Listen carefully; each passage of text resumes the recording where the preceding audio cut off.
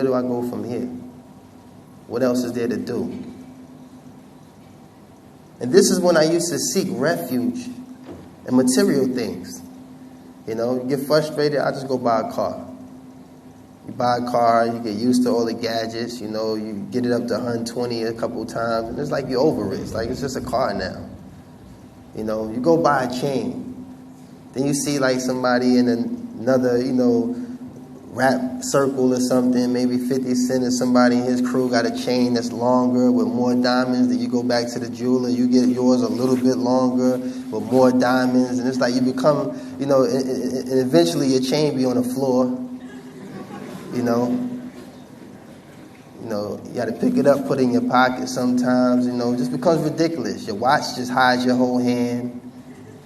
It just becomes real gaudy and just unnecessary. You just start looking really crazy. You see rappers walking around with strobe lights on. It just looks ridiculous, you know.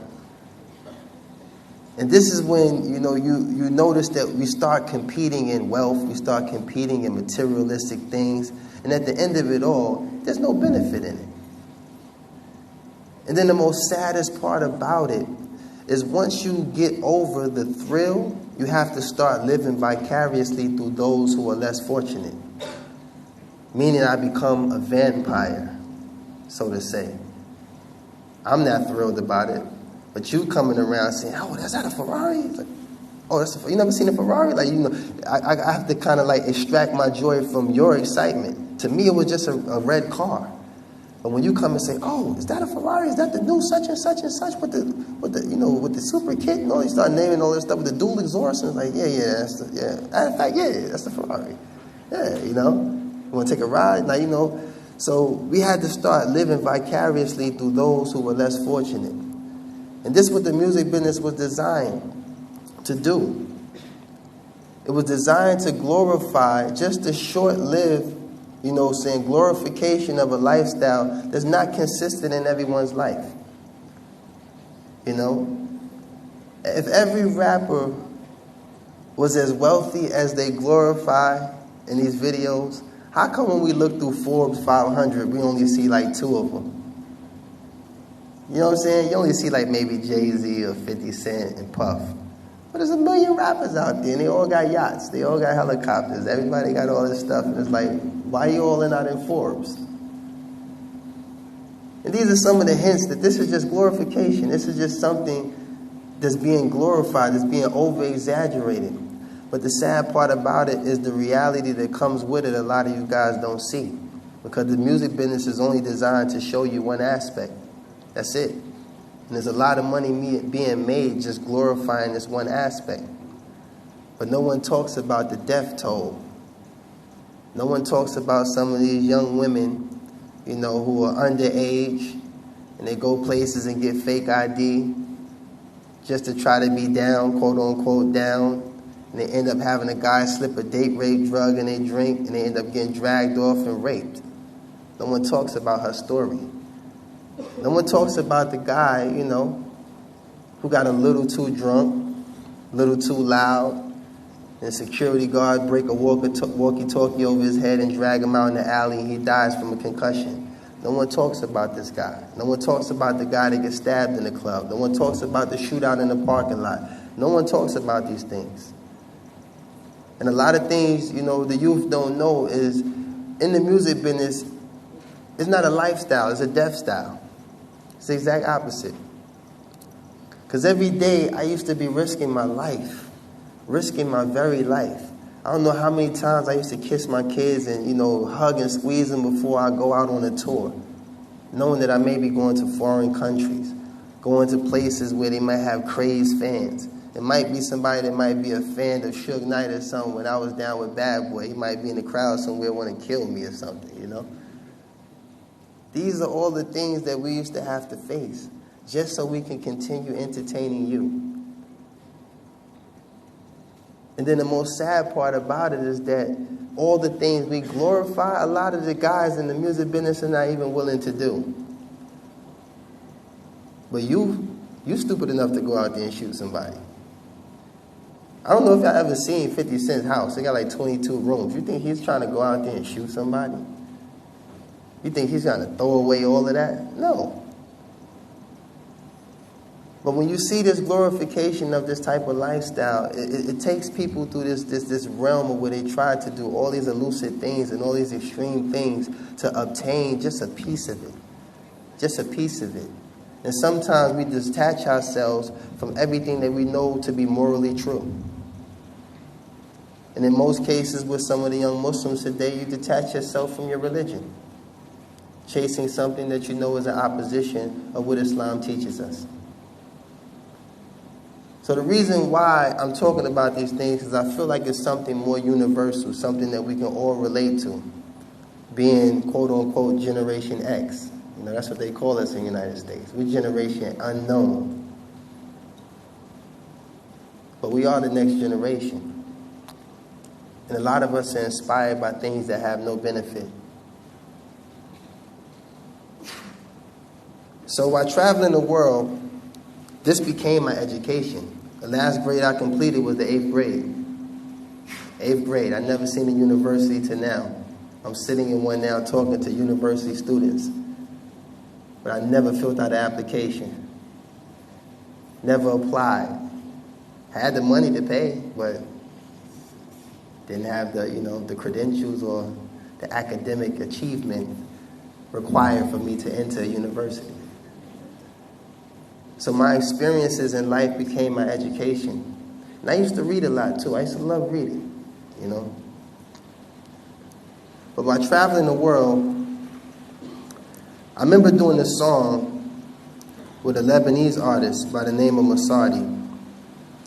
And doing this song with this brother, at the time, I didn't really think it was going to do anything big. You know, it's a Lebanese guy. You know, I'm doing songs with Tony Braxton and Snoop Dogg and all these major people. And it's like, who's Masardi?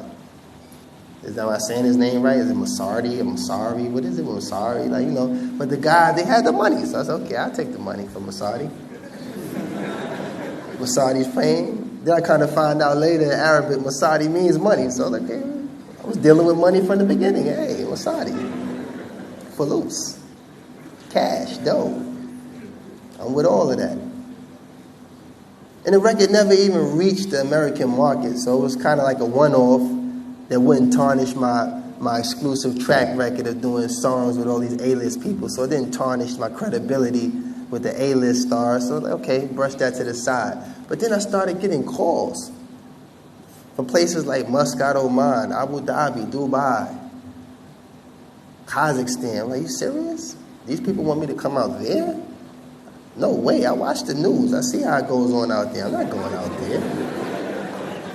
You know, I'm American, and I'm ignorant at the time, so I don't know anything. I'm looking like I'm not going out there. Are you kidding me? You can't even hear the commentator. All you hear is shooting in the back. I'm not going out there. Every time you see the news, there's a guy like, yeah, and there's heavy fire in the background, and yes, you know, they're trying to evacuate some civilians. They're like, I'm not going out there to do no song. Are you kidding me? The stage must be bulletproof. But when I got there, I saw the exact opposite. So before I get into this description of what I saw, I want to take you a little bit back to New York City and how I was always exposed, you know, to the presence of the Muslim.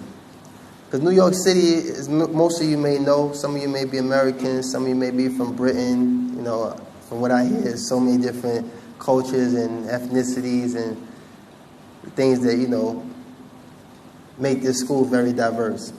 But New York City was the same way, you know. We had the Yemenis brothers. They used to own most of the local grocery stores. You know, the West African brothers, they own most of the cab services and stuff. You know, then subhanAllah, the Pakistanis, you know, they owned all the pharmacies. All the pharmacies.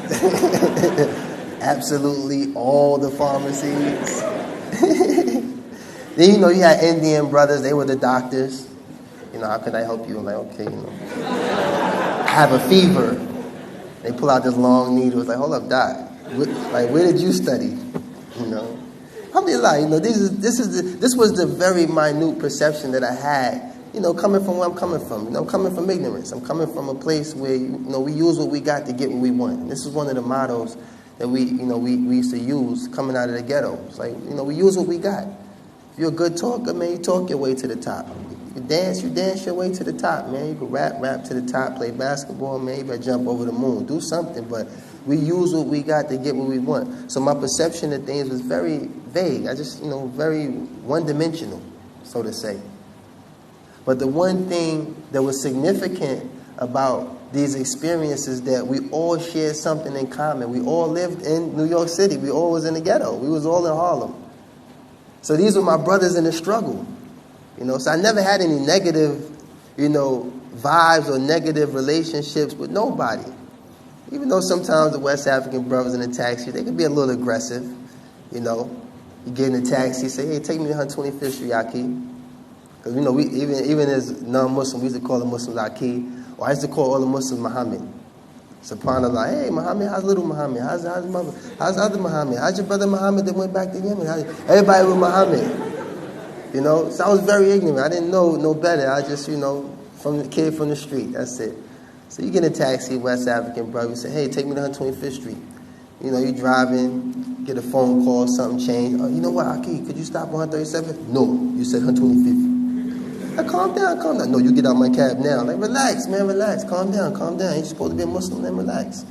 So this is the way my community was, And we can laugh at these things, And in most cases, when I used to be young and struggling as a parent, and I would come up short with money for Pampers, I would always go to the Yemenese grocery stores, and they would give them to me, So I was like, alhamdulillah, it's my brothers. So even in that state of ignorance, when certain things used to break out, the Muslims would be blamed. Everybody in my neighborhood, we like, no, we going out with the Muslims. They come over here with that, we gonna fight with the Muslims. Like, we didn't know no better. We just like, just like our family. We come here, they treat us right. We go over to the pharmacy, even though we ain't got the best insurance, but we might get some painkillers. And this is just the way it was. So me growing up in a Christian household, my grandmother, she was in the United Negro College Fund Choir. I don't know if you're familiar with it, but it's a very big gospel choir. 35 years, they should travel all over the U.S. and some places out the country, singing gospel. I used to spend 6 days a week. 6 days a week in the church. So a lot of times when I hear people say, yeah, I'm a Christian and I go to church, I went 6 days a week. I was in Cub Scouts. I was in Bible studies. I played the piano. I was an usher. I was in church 6 days a week. And it wasn't like I was one of the kids that just sat through Bible studies. I used to actually read and try to study the understanding of the Bible. And I started to stumble over certain things even as a little kid. Even as a little kid, I used to stumble over certain things. And I remember asking my pastor a question. I remember asking him, I said, listen, pastor, I want to ask you a question. If Jesus is God, then why does he pray? And he just chewed me up. Like I asked the worst question in the world. I was just a kid. If he prays, then, how is he God if he's praying? Boy, you don't believe in Jesus Christ, your Lord and Savior. And I said, calm down, Pastor. I'm not saying that. I'm just saying, I'm trying to get my finger on, if he's submitting himself to something, I want to do what he's doing. I want to follow him. I don't want to worship him because, coming from the street, we can identify with strength and weakness. We can identify with someone who's strong. He stands firm in, all situations. You want to ride with him. You don't want to ride with the guy that one shot in the air and he's running. You got to run behind him. You want to stand with the person that's strong. So this figure was a symbol of strength. But seeing him submit to something greater than himself, it sparked a question in my heart and in my mind. And when I asked about it, I never got a straight answer. So at that point, I stopped going to church. And I just decided in my heart that I'm just going to believe in God. That's it. I'm just going to believe in God. So now, back to my trip. I'm visiting Muslim countries for the first time. I'm realizing I don't need a bulletproof vest. I'm realizing that, they have palm trees. They have things that symbolize cool. And when I got there, I started to see a whole different perspective of the Muslim. Because in America, media propagates a lot of images of everything.